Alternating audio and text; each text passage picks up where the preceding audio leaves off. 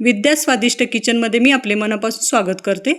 आज मी आपल्याला खुसखुशीत उपासाचे मेदूवडे दाखवणार आहे। हे भगरीचे मेदूवडे आहेत आणि आपण अर्धा किलो भगर घेतलेली आहे। आपण याला वरई देखील बोलू शकतो। आपण भगरीला स्वच्छ करून घेतलेला आहे। निवडून काही खडेबिडे असेल तर ते काढून टाकलेले आहेत आणि आता आपण याला 2 ते 3 पाण्याने धुवून घेऊयात। आपण आता याला धुवून घेऊयात।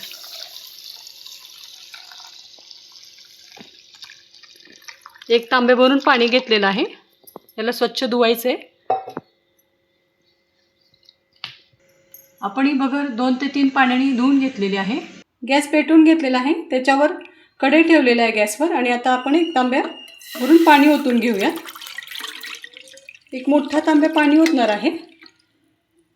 त्यात आता अर्धा चमचा मीठ टाकते चवीनुसार। आपण या पाण्याला उकळी येऊ देऊयात आणि उकळी आल्यानंतर आपण ही भगर त्यात टाकूयात। आपण याला ढवळूयात म्हणजे मीठ असं व्यवस्थित एकत्रित होते पाण्यामध्ये। पाण्याला उकळी आलेली आहे आणि आता आपण यामध्ये भगर टाकूयात धुतलेली।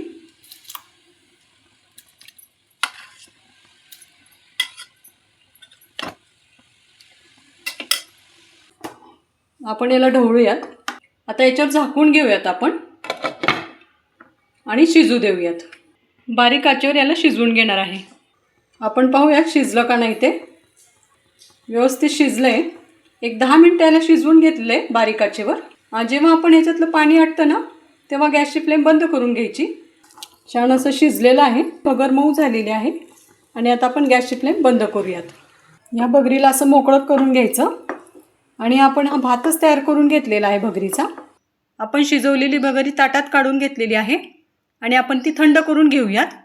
गरम भगरीमध्ये जर जिन्नस टाकले ना तर ते मेदूवडे वळताना आपल्याला पोळू शकतात हाताला। त्याच्यामुळे जरासं थंड करूनच घेऊयात याला। भगर थंड झाली आहे आणि आता आपण त्याच्यामध्ये जिरे टाकूयात। अर्धा चमचा जिरे हे। तसेच खोबऱ्याचे काप टाकूयात।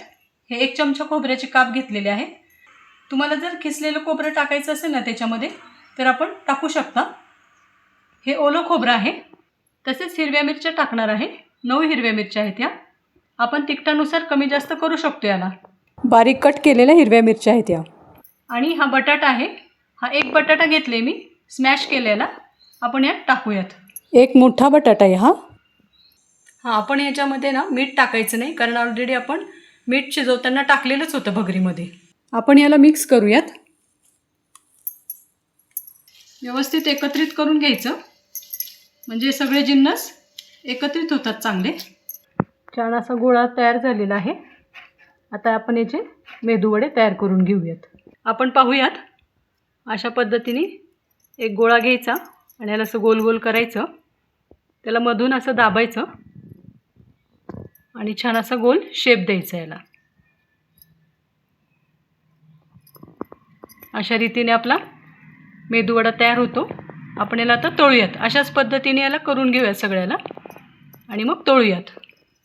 अशा रीतीने सर्व मेदूवडे तयार करून घेतलेले आहे। तळूयात। गॅस चालू केलेला आहे आणि गॅसवर कढई ठेवलेली आहे। कढई गरम झालेली आहे। त्याच्यामध्ये आता तेल ओतूयात। अशा पद्धतीने आता तेल ओतते। आपण याला गरम करून घेऊयात। तेल कडकडीत गरम झालेलं आहे आणि आता त्यामध्ये वडे सोडूयात। एक एक करून वडे सोडून घ्यायचे। या वड्यांना आपण मध्यम आचेवर तळूयात। एक एकाला पलटी मारूयात। वड्यांना अजून एकदा पलटी मारूयात आणि लालसर जो पण होत नाही ना वडे तो पण ते मेदूवडे तळूयात म्हणजे ते छान असे कुरकुरीत होतात। बाहेरचं आवरण छान लागतं कुरकुरीत आणि शिजतात पण अजून चांगले। परत एकदा छान असा लालसर सोनेरी रंग आला याला। आपण याला काढून घेऊयात एका प्लेटमध्ये आणि अशाच पद्धतीने मी मेदूवडे सर्व तळून घेणार आहे। अशा पद्धतीने उपासाचे मेदूवडे बनवून तयार झालेले आहे आणि आपल्याला दाखवते किती छान असे क्रिस्पी झालेत। आवाज पाहू शकता मस्त असं यायला लागलेला आहे आणि दोन्ही आपण बघूया किती छान असा आवाज येतो याचा। बाहेरून छान असे क्रिस्पी झालेले आहेत।